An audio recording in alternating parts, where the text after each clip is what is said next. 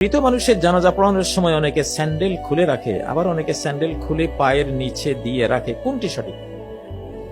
Sandal খোলাও সঠিক না, sandal পায়ের নিচে রাখাও সঠিক না, যদি কোনো নাপাক না থাকে।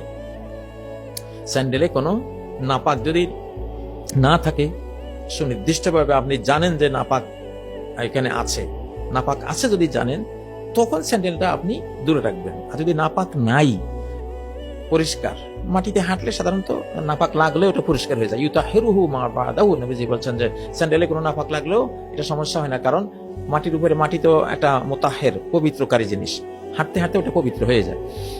তাহলে যদি স্যান্ডেলটা পাক হয়, তাহলে স্যান্ডেল পরে সালাত পড়া সুন্নাত। সাল্লু ফি নিআলিকুম, নবীজি বলতেন যে তোমরা তোমাদের স্যান্ডেল পরে সালাত পড়ো। সাহাবায়ে কেরাম তো মসজিদে নববীর মধ্যেই স্যান্ডেল পরে সালাত পড়তেন। ওখানে তো আর আমাদের মতো এত টাইলস আর এরকম মোজাইক ছিল না, ওখানে ছিল ধুলিবালিওয়ালা। ওনারা ওই পরিবেশে, আল্লাহর মাটির মানুষ, মাটির উপরে সেজদা করতেন, কপালে ধুলিবালি লাগতো, নাকে লাগতো, হাতে লাগতো, গায়ে লাগতো। আর আল্লাহর রহমত, ফাইন্নার রহমতা তুওয়াজিহুহা, আল্লাহ যখন দেখেন বান্দা ধুলি মলিন করে দিয়েছে নিজের অস্তিত্বকে, কপালে মাটি লাগিয়ে দিয়েছে, তার নাকে হাতে মাটি লাগিয়ে দিয়েছে, তো কি যে স্নেহ আল্লাহ জাগে তখন।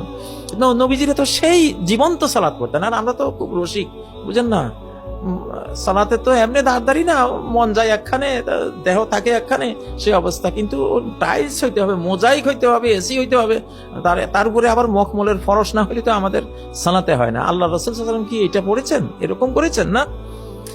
হ্যাঁ, এরকম ছিল না।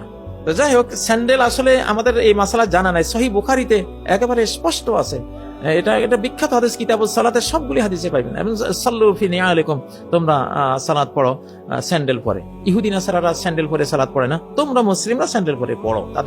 তাদের সংস্কৃতির বিপরীত সংস্কৃতি আমাদের। তো এই জন্য এটা একেবারে আপনি স্যান্ডেল পরেই পড়বেন, স্যান্ডেল পায়ে রেখেই আপনি সালাত পড়বেন, যদি স্যান্ডেলে কোনো নাপাক না থাকে। একদিন জিবরাইল এসে বললেন, নবী সাল্লাল্লাহু আলাইহি ওয়াসাল্লাম সালাতের ইমামতি করতেছেন, ফরজ সালাতের ইমামত করতেছেন মসজিদে নববীর মধ্যে। জিবরাইল এসে বললেন, ইয়া রাসূলুল্লাহ, আপনার স্যান্ডেলে একটু নাপাক আছে।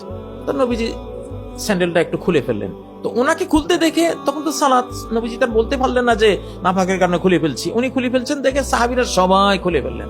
তো নবীজি সালাম ফিরিয়ে জিজ্ঞাসা করলেন, তো তোমরা কেন স্যান্ডেল খুলে ফেললা? তো তারা বললো, রাইনাকা আলকাইতা না আলাইক, আমরা দেখেছি আপনি আপনার স্যান্ডেল জোড়া পা থেকে নামাজ অবস্থা খুলে ফেলেছেন, এই জন্য আমরা খুলে ফেলেছি। তিনি বলেন, না, ইন্না জিবরাইল আখবারানি আন, এবং জিবরাইল এসেই মাত্র আমাকে খবর দিয়েছিল যে আমার স্যান্ডেলে নাপাক আছে, ওই জন্য আমি খুলে ফেলেছি, তোমাদের তো খোলার দরকার নেই। কিন্তু আমাদের যে বর্তমান মসজিদগুলি, এখানে তো আপনি স্যান্ডেল ইউজ করতে পারবেন না, কারণ এখানে সব মোজাইক, টাইলস, আমরা অতি রসিক না, আমাদের তো সে পরিবেশ নেই। তো আরব বিশ্বে আবার মসজিদে কিছু স্যান্ডেল আমি দেখেছি, কোনো মসজিদে, ওগুলি বাইরে তারা নেয় না, মসজিদে থাকে। এই সুন্নতটার উপরে আমল করার জন্য তারা ওই পবিত্র স্যান্ডেলটা ইউজ করে অনেকে। যাক, বাংলাদেশে আপনি সেটা পারবেন না, এখন এটা করতে গেলে আপনাকে মার খেতে হবে, যেহেতু এটা কেউ জানে না, মাসলা জানে না, না জানার কারণে মার খাবেন আপনি। তো মার খাওয়ার দরকার নাই ভাই, অমনি আপনি সালাত পড়েন। তবে জানাজার মধ্যে সমস্যা নেই, জানাজার মধ্যে আপনি স্যান্ডেল পায়ে রেখে পড়বেন, যেহেতু ওইটাতে কোনো সমস্যা না, যদি জানাজাটা বাইরে হয়। আর মসজিদের ভিতরে হলে তো একই কথা, মসজিদে আপনি বাংলাদেশের স্যান্ডেল এখন ইউজ করতে পারবেন না।